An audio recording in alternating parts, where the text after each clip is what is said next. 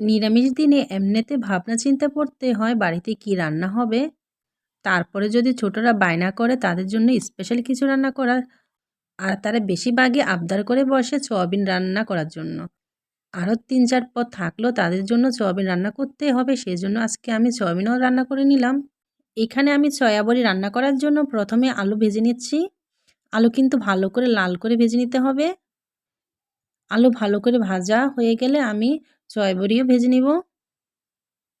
এই তো বেশ ভালো করে আলু ভেজে নিয়েছি, একদম লাল করে। এখন আমি কড়াইয়ের মধ্যে আবারও তেল দিয়ে সয়াবড়ি ভেজে নিব। সয়াবড়ি ভাজার জন্য সয়াবড়ির মধ্যে দিয়ে দিব হলুদ গুঁড়ো আর লবণ। এখন আমি ভালো করে ভেজে নিব। সয়াবড়ি ভাজার সময় কিন্তু একটু তেল বেশি লাগে। ভালো করে ভাজতে হবে কিন্তু, নাহলে সয়াবড়ি থেকে কাঁচা গন্ধ থেকে যাবে। ভাজা শেষ হয়ে গেলে আমি কড়াইয়ের মধ্যে আবার একটু তেল দিয়ে দিব। এখন আমি জিরে ফোড়ন দিব। তেল গরম হয়ে গেলে দিয়ে দিব জিরা আর তেজপাতা।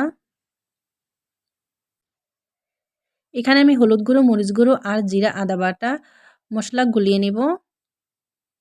জিরে ফোড়ন ভাজা হয়ে গেলে আমি গুলে রাখা মশলা দিয়ে দিব। তারপর ভালো করে মশলাটাকে কষিয়ে নিতে হবে। মশলা ভালো করে কষিয়ে নিব, যাতে করে মশলা থেকে তেল বেরিয়ে আসে, সে পর্যন্ত আমি মশলা ভালো করে কষিয়ে নিব। এই তো মশলা ভালো করে কষানো হয়ে গেল। এখন আমি দিয়ে দিব ভেজে রাখা সয়াবড়ি আর আলু। এখন আমি আবারও সয়াবড়ি আর আলু ভালো করে মশলার সাথে কষিয়ে নেব। কষানো হয়ে গেলে আমি পরিমাণ মতো ঝোলের জন্য জল দিয়ে দিব। এই সয়াবড়িটা কিন্তু আমি বেশি পাতলা করব না, মাখা মাখা করে রান্না করব। আর এই যে রান্নার ঝোলটা সিদ্ধ হয়ে গেছে, এখন আমি গরম মশলা বাটা দিয়ে তারপর আরও কিছুক্ষণ রান্না করে নিব। এই যে আমার রান্না হয়ে গেছে, এখন আমি নামিয়ে নিব। অনেকটা লোভনীয় হয়েছে। আজকের রান্নাটি ভালো লেগে থাকলে অবশ্যই লাইক, কমেন্ট, শেয়ার করে পাশে থাকবেন। সবাই ভালো থাকবেন, সুস্থ থাকবেন। সবাইকে অনেক অনেক ধন্যবাদ।